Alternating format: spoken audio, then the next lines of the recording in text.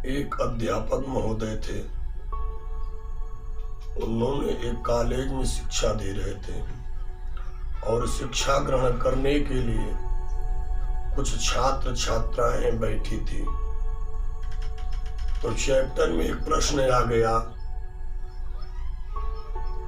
कि राम को 14 बरस के लिए वन तो हो गया था, लेकिन माँ जानकी सीता को वन नहीं हुआ था, और सीता 14 वर्ष वन में क्यों जाती हैं।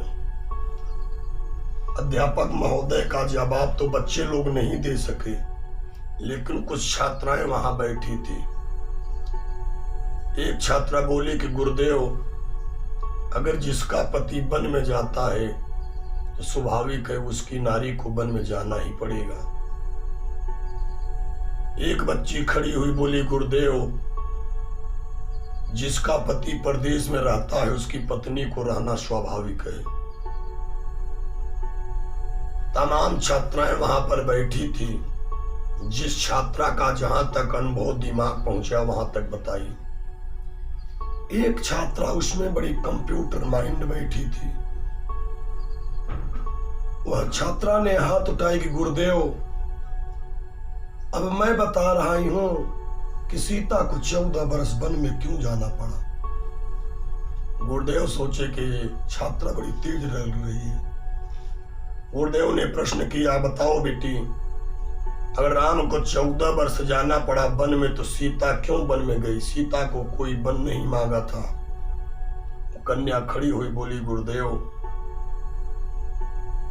इस कलयुग रूपी कलकाल में, कलयुग रूपी पहरा में आज की बहुएं एक ही सासू से परेशान है, और उस त्रेता युग में जिस सीता नारी के पास 3-3 सासुआं थी, उस बहू को वन में कलह से जाना ही पड़ेगा। तो गुरुदेव ने हाथ जोड़ा, धन्य हो बेटी, बैठ जाओ। तो जिस बेटी के भीतर शादी से पहले अगर सासू की पीड़ा आ जाए तो घर को जाकर के रोशन जीवन में नहीं कर सकती। तो आप कथे का मतलब समझिए। जिस पुत्री का आचरण संस्कार मायके से ही ढल जाता है जिसमें, वही तो रूप रंगो जा करके ससुराल में दिखाती है।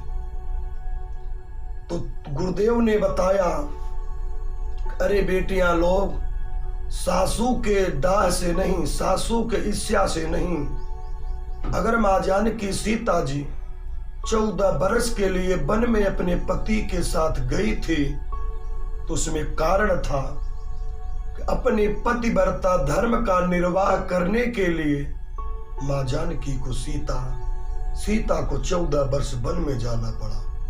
इसका भाव अर्थ यही हुआ। तो गुरुदेव ने समझाया कि बेटियां, कुंवारी कन्या जो शादी से पहले अगर सासू की पीड़ा का अनुभव करती हैं तो ससुराल में कभी हरा भरा नहीं रह सकती है। इस बात पर आप ध्यान दीजिएगा मेरी माताएं लोग, मेरी बहनी लोग। कुंवारी कन्या को नैहर में कभी मलिकाना देने का प्रयास मत करना, नहीं तो वही हाल होगा जो आज कलयुग में चल रहा है। अपने पुत्र और अपने पुत्री का मार्ग को बदलना है तो उन्हें शिक्षा के साथ साथ सत्संग भी करना पड़ेगा, और उसी सत्संग से उस कन्या का आचरण भाव विचार बदल सकता है। इसी के साथ मैं अपने कथे में विराम कर रहा हूं। एक बार प्रेम से बोलिए भगवान भोले